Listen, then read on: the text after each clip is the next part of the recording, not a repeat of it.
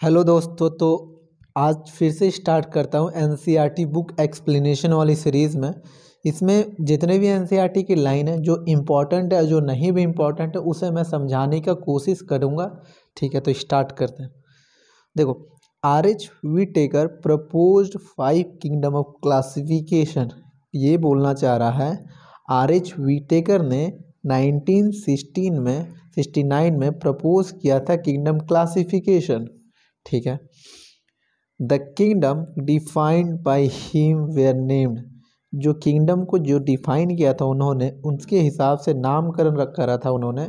Monera, Protista, Fungi, Plantae and Animalia. ठीक है, जो इन्होंने main criteria for classification used by him include cell structure, body organisation, mode of nutrition, reproduction and phylogenetic relationship, gave comparative account of different characteristic of 5 kingdom। ठीक है, हाँ, तो इन्होंने जो सबसे ज़्यादा मेन क्राइटेरिया यूज़ किया था 5 किंगडम क्लासिफिकेशन यूज़ करने के लिए, क्या किया था इन्होंने भैया? सेल का स्ट्रक्चर लिया था, सेल का स्ट्रक्चर। ठीक है, उसके बाद बॉडी ऑर्गेनाइजेशन, कहने का मतलब बॉडी यूनिसेलुलर है या मल्टी सेलुलर है या टिश्यू है नहीं है वगैरह, ये बॉडी ऑर्गेनाइजेशन हो गया।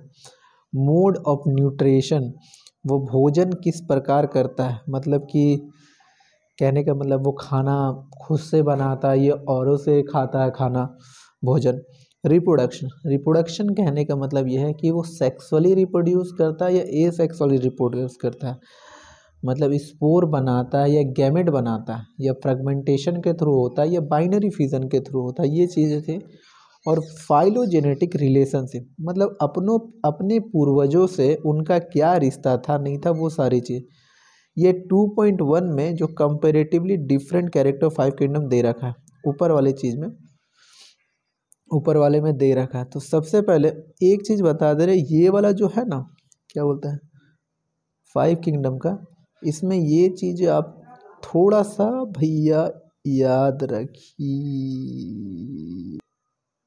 इसको याद रखिएगा थोड़ा सा, लूज टिश्यूज़ को। ठीक है, फिर आ जाते हैं आगे वाले पैराग्राफ में। आगे वाले पैराग्राफ का ये दे रखा है, 3 domain system has also been proposed that divided the kingdom Monera into 2 kingdom domain and leaving the remaining eukaryotic kingdom in the 3 domain।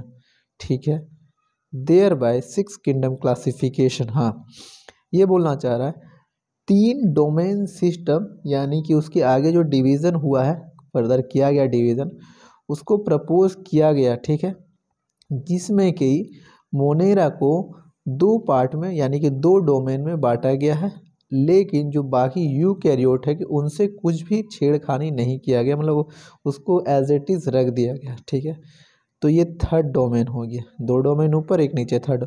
There bye 6 kingdom of classification हो गया। ठीक है, क्योंकि यूकैरियोटिक में ऑलरेडी 4 थे, प्रोटिस्टा, फंगाई, प्लांटी और animalia. ठीक है, अब मोनेरा को 2 पार्ट में बना दिया तो 4 और 2 क्या हो गया, 6 हो गया, तो 6 किंगडम क्लासिफिकेशन। थोड़ा सा एक्स्ट्रा, जो ये 6 किंगडम क्लासिफिकेशन है, ये कार्ल वोगस ने दिया था। ठीक है, इसको आगे वाले पैराग्राफ में आता है, इसके आगे वाला पैराग्राफ ये क्या बोल रहा है। ठीक है, let us took as 5 kingdom classification to understand. अब जितने भी ये किताब में बात होगा सब 5 किंगडम क्लासिफिकेशन के हिसाब से बात होगा, आर.एच. व्हिटेकर के हिसाब से।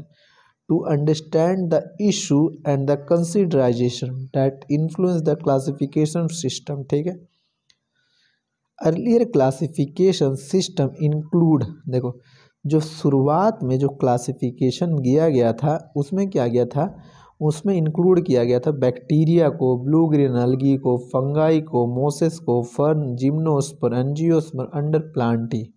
ठीक है, जो शुरुआत का जो क्लासिफिकेशन था ये सारी चीज़ें blue green algae, fungi, mosses, gymnosperm, angiosperm plant में रखा गया था। जो कैरेक्टर था that unified this whole kingdom was that all organism included has cell wall in their structure, कि जितने भी कैरेक्टर को डिफाइन किया गया था ये सारे को प्लांट में रखा गया, सिर्फ सेल वॉल के रिस्पेक्ट में रखा गया कि इन सारे में सेल वॉल पाया जाता है। दिस प्लेस टुगेदर, इनको साथ में रखा गया, विच वाइडली डिफरेंट अदर कैरेक्टरिस्टिक, इन सभी को एक ग्रुप में रखा गया जो कि बाकी सब अलग अलग थे, मतलब कि अलग बाकी उनका अदर कैरेक्टर देखोगे तो वो अलग थे। It brought together the prokaryotic bacteria and the blue green algae with other group which were eukaryotic also. मतलब ये सारी पहले वाली बात हो, अर्लियर क्लासिफिकेशन, मतलब आर.एच. व्हिटेकर का बात नहीं हो रहा, इससे पहले जो क्लासिफिकेशन किया उसकी बात हो रहा है। तो इसमें क्या क्या डिमेरिट था वही बता रहा है। इसमें क्या गया था ना, हाँ, इसमें क्या गया था कि बैक्टीरिया जो थे प्रोकैरियोट में और ब्लू ग्रीन algae थे with other group were eukaryotic, सबको एक साथ रख दिया गया था। ठीक है। इट अल्सो ग्रुप्ड इट also grouped together the unicellular organism and the multicellular organism। इस वाले केस में यानी कि जो अर्लियर क्लासिफिकेशन था जो पहले के साइंटिस्ट लोगों ने दिया था उसके हिसाब से unicellular organism and multicellular organism दोनों को एक साथ रख दिया गया था। Example Chlamydomonas and Spirogyra were placed together under the algae। ठीक है। The classification did not differentiate between heterotrophic group fungi and the autotrophic green plant। ये जो क्लासिफिकेशन था जो पहले के साइंटिस्ट ने जो अर्लियर दिया था, ये क्लासिफिकेशन के हिसाब से हेटरोट्रॉपिक ऑर्गेनिज्म या हेटरोट्रॉपिक ग्रुप जो कि फंगाई है और ऑटोट्रॉपिक ग्रीन प्लांट जो कि ऑटोट्रॉप है, उसमें अलग अलग अंतर नहीं किया जा सकता इस क्लासिफिकेशन के हिसाब से। हालांकि they also show the characteristic difference in their cell wall composition. ये बोलना चाह रहा है कि जो सेल वॉल के रिस्पेक्ट में डिवीज़न किया गया था उसमें भी अंतर है ये दोनों में, फंगाई और प्लांटी में। जो फंगाई का जो है सेल वॉल वो काइटिन से मिलके बना है।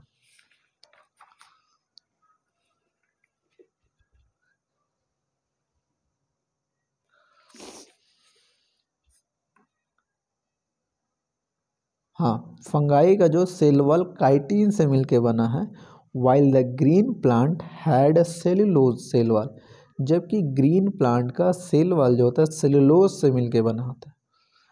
अब ये बोल रहा है कि अगर हम सेल वॉल को देखेंगे तो फंगाई तो अपने आप में एक अलग डिवीज़न बनना चाहिए। When such characteristic were consider fungi were placed in separate kingdom. जब सेल वॉल को देखेंगे तो फंगाई का तो काइटिन से बना मिलके ना सेल वॉल, तो उसे किंगडम फंगाई में अलग से उसको रखना चाहिए। ठीक है। All prokaryote organism were grouped together under kingdom Monera and the unicellular eukaryotic under place Protista. हाँ, जितने भी प्रोकैरियोटिक ऑर्गेनिज्म हैं सभी को एक साथ रखा गया है किंगडम मोनेरा में। जितने भी यूनिसेलुलर यूकैरियोटिक ऑर्गेनिज्म हैं सभी को रखा गया किंगडम प्रोटिस्टा में। अब देखो, kingdom Protista has brought together Chlamydomonas Chlorella. जब किंगडम प्रोटिस्टा को देखेंगे तो इसमें क्या हुआ ना, जो क्लाइमोडोमनास और क्लोरेला जो है जो कि पहले प्लांट में प्रेजेंट थे, पाए जाते थे, अब उसको क्या कर दिया गया है, प्रोटिस्टा में लेके आया गया। उसी के साथ विथ पारामीशियम एंड अमीबा जो कि पहले एनिमल में पाए जाते थे, अब उसको भी प्रोटिस्टा में लाया गया सेल वॉल प्रेजेंट और एब्सेंट के बेसिस पे। It has put together organism which earlier in earlier classification were placed different kingdom. कहने का मतलब ये इनको पहले जो अर्लियर क्लासिफिकेशन हो गया था उसके हिसाब से इसे रख दिया गया था अलग किंगडम में। ठीक है। This kind of changes will take place in future too. इस टाइप के जो चेंजेस हैं आगे फ्यूचर में भी आ सकता है on the improvement in our understanding of characteristic and evolutionary relationship. जो इस टाइप के चेंजेस हैं, इस टाइप के चेंजेस ये आ सकते हैं इवोल्यूशनरी चेंजेस में, क्या बोलते हैं, दिस कैन हैपन, ये हो सकता है क्राइटेरिया, एक मिनट, हाँ, चेंजेस। उसके बाद this kind of changes will take future to, हाँ, depending on improvement of understanding of characteristic over time. जब समय जैसा जैसे बीतेगा, an attempt has been made to evolve classification system which reflect not only morphologically, physiologically, reproductive similarity but also phylogenetic it is based evolutionary relationship।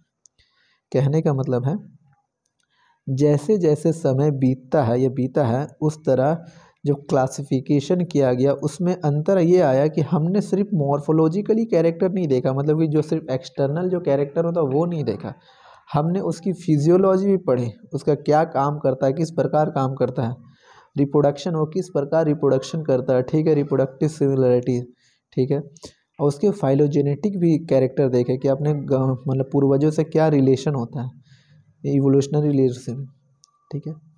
अब आ जाते हैं in this chapter, इस chapter में we will study characteristic of kingdom Monera, Protista and Fungi, Whittaker system of classification. इस chapter में हम लोग पढ़ेंगे किंगडम मोनेरा के बारे में, प्रोटिस्टा के बारे और फंगाई के बारे, जो कि विटेकर के द्वारा गया था। बाकी किंगडम प्लांटियो और एनिमिलिया जो है वो नेक्स्ट चैप्टर नंबर 3 और 4 में दिया जाएगा। तो यहाँ के लिए धन्यवाद।